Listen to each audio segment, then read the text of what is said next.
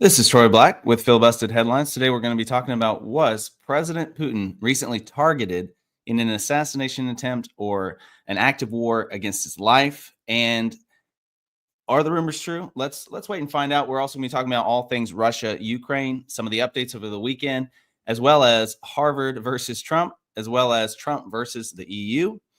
And let's jump right in and get started. So Russia launches largest aerial attack of Ukraine war, killing at least 12. There's an image right there. This is from Fox News. So Russia launched a barrage of 367 drones and missiles at Ukrainian cities 2 nights ago. So there's a couple days of attacks here, and this is during a 3-day prisoner swap. So right in the middle of this prisoner swap that should have ended Sunday, they started with the attacks again, and this included the capital city of Kyiv, and this is the largest aerial attack of the war so far.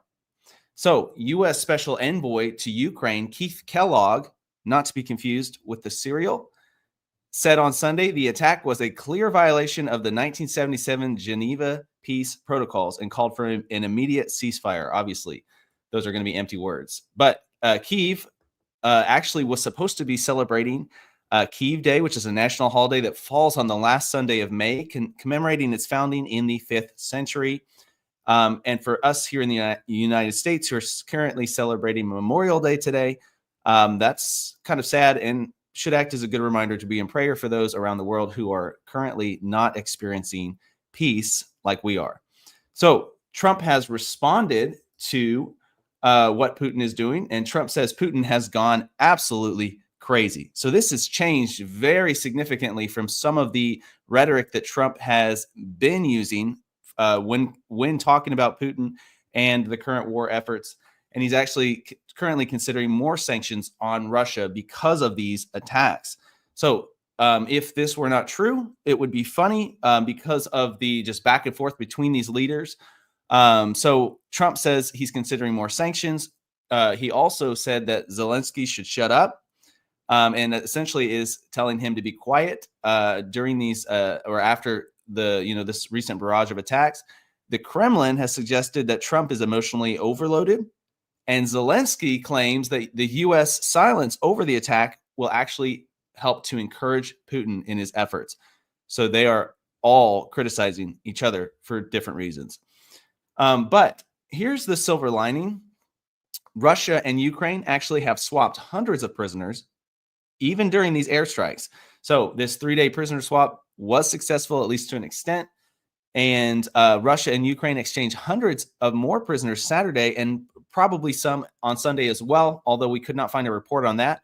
But it was part of a major swap that amounted to a rare moment of cooperation between these nations.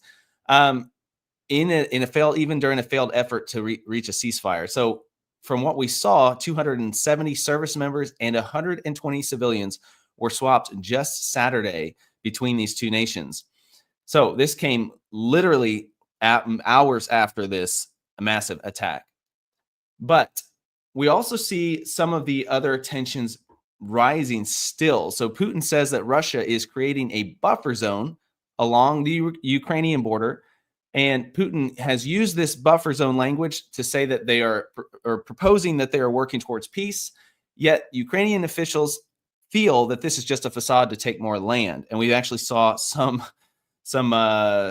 evidence of that, which I'm going to show you in a second. But this is a interview that ABC News did with national security defense analyst Mick Mulroy. And he said this. He said, until he, talking about Putin, thinks he's losing, he's going to continue on and do things like prisoner swaps or proposed buffer zones. But until he believes that the consequences are turning against him, he's unlikely to agree to any ceasefire. So he has studied, Putin's character, also the way that leaders in Russia work. And this is his conclusion. And I would tend to agree with him on this. However, since the beginnings of a buffer zone talk, this is what we've seen, and this is kind of crazy.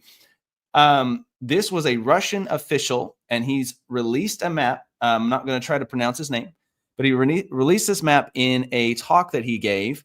And what we see is that Russia is essentially showing Ukraine completely gone. So they're showing that red there is the quote unquote buffer zone. The blue is where the Ukrainians are meant to live. And the officials have taken it as a threat of what will happen if the West doesn't back off. So they're essentially saying, hey, we want to do a buffer zone and talks of peace, but then obviously they're asking for all of Ukraine. So no one's going to take that seriously except for Russia.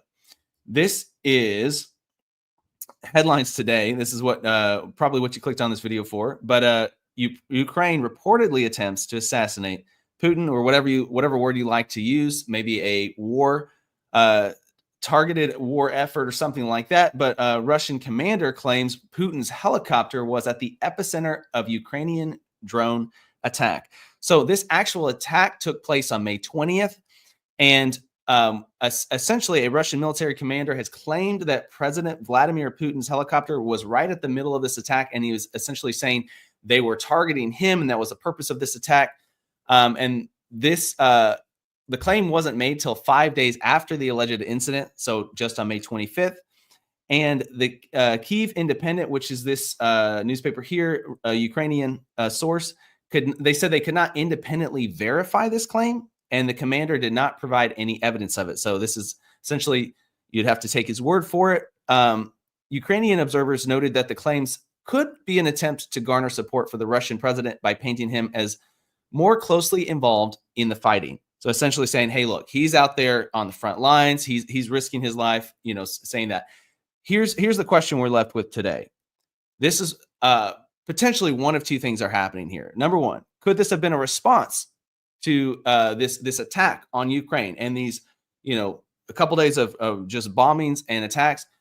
Could this have been a response to the quote unquote assassination attempt?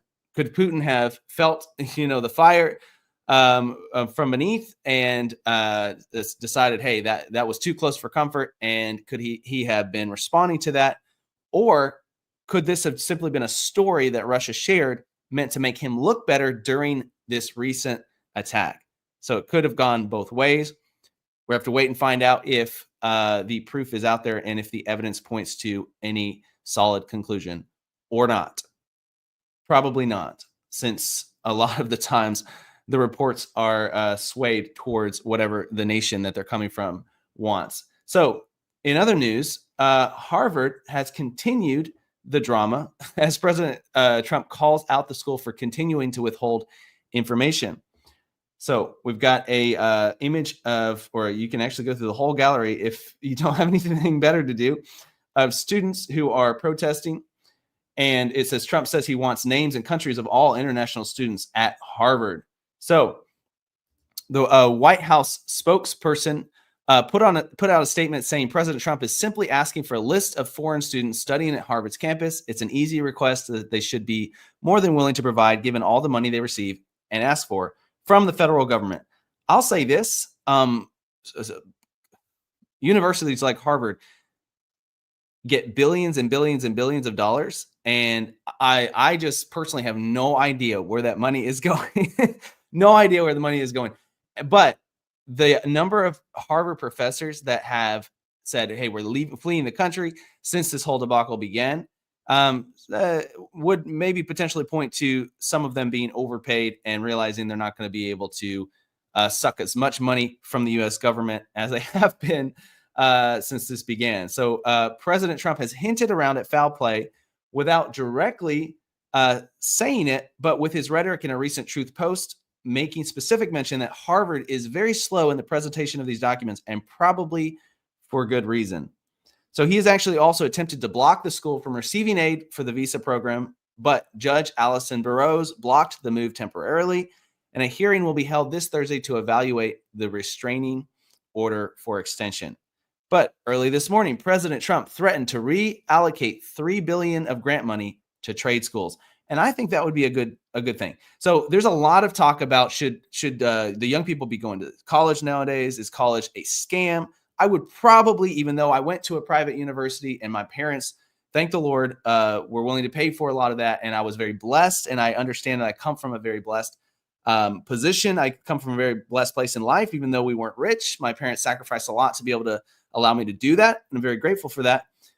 Yet at the same time, a lot of what I see happening in the college world feels like a scam. And here's why. A lot of my peers that went to school came out with $60, $70, $80, $100,000 in debt and a degree they couldn't use for anything at all. For instance, what do you do when you get a degree in photography and you get out of school and realize nobody wants to hire a photographer nowadays? Why? Because nobody needs a photographer, because marketing directors can go out with their iPhone and get a photo of something just as easily. And then AI nowadays can just edit it for you and put it online for you and all that. It's like, and graphic designers, you get out of school with all this debt and you're looking for a job. No, there are no jobs unless you want to start your own firm and, attempt to go after the clients, and battle against those that are already in place in your city. Like there's just, it feels like a huge scam in a lot of ways. So I believe where the United States economy, where the United States job market is headed is more towards setting people up for success, means making more opportunities for people to go to a good trade school and decide, hey, I want to be able to get really good at something really quickly, very cheaply, and then be able to come out and work hard and actually make a living to be able to support a family. And that's just not happening right now with a lot of people, a lot of young people that are coming out of college and realizing, hey, my college scammed me. They said I was going to be able to get a job and I'm not, because there are no jobs in this field. And colleges will take your money and they'll, and I could stay on the soapbox all day, but they'll take your money and they'll get you a degree, even if there isn't, and even if they know the stats and they know there's very little chance of you potentially getting a job in that field. So moving on. So here we go. This is another headline from the same, but here we go. Let me see if I can find the next one. All right. I'm going to move on. Maybe we'll do a whole episode about college degrees and the United States job market soon with all the guys. But Trump delays a 50% tariff on European exports. So obviously he's recently threatened this 50% tariff on the EU, but now he has delayed it. Apparently, the president of the European Commission, Ursula von der Leyen, requested the extension until July 9th in order to reach a good deal. Trump readily agreed and posted about the delay on his Truth account, saying it was his privilege to do so. So, hey, at least they're talking. At least that seems like there's some jovial comments, cordial comments going back and forth there. So maybe they'll reach a better deal than a 50% tariff. And what is likely a reaction to the news, the European markets reacted positively. So we saw a boost in European markets because of this information. But further negotiations are to be investigated this afternoon between President Trump and the EU via phone call. Obviously, just like me, President Trump does not get a vacation on Memorial Day, although I will be taking half the day off to hang out with my family and see some of the extended family. So that'll be pretty great. In other news, if I can figure out how to talk this morning. Developing now, Hamas has agreed to a ceasefire after U.S. Special Envoy Steve Witkoff proposed a release of 10 hostages for a 70-day cessation and a partial withdrawal of Israel from the Gaza Strip. So, wow, Hamas has agreed to this ceasefire. That's potentially good news, although traditionally we haven't seen them agree to anything that's lasted super long. But hey, a ceasefire is a ceasefire, no matter how long it lasts. Israel is yet to respond, but according to the proposal, is expected to release several Palestinian prisoners as well. And this story is developing. We'll continue to cover it as it unfolds, potentially more on that tomorrow. We recently did an extended Filibusted conversation this last Thursday about Israel and nations threatening Israel and, the intensity of the threats against Israel increasing in international area. So if you want to hear that full conversation, you want to see what we have to say about it, me and the other Filibusted hosts, go check it out. It's actually a very interesting conversation. We include a lot of the history of Palestine, Israel, and we try to answer that question, who owns the land? We try to answer it from not just a ethical perspective, but also a political perspective coming from people here in the United States, and then also a spiritual perspective as well. So if you're into that, it's a very interesting discussion.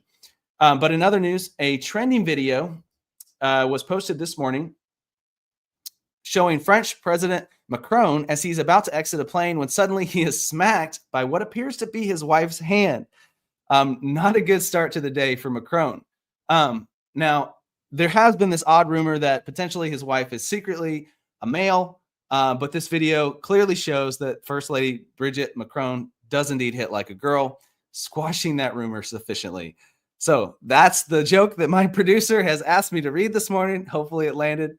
If not, please let me know with a hateful comment below this video once the live stream has finished. So there we go. That's the news read for this morning. I hope you all have a fantastic Memorial Day. Please be in prayer for those who are currently, no matter which side you're supporting, those who are currently suffering because of the Russia-Ukraine war.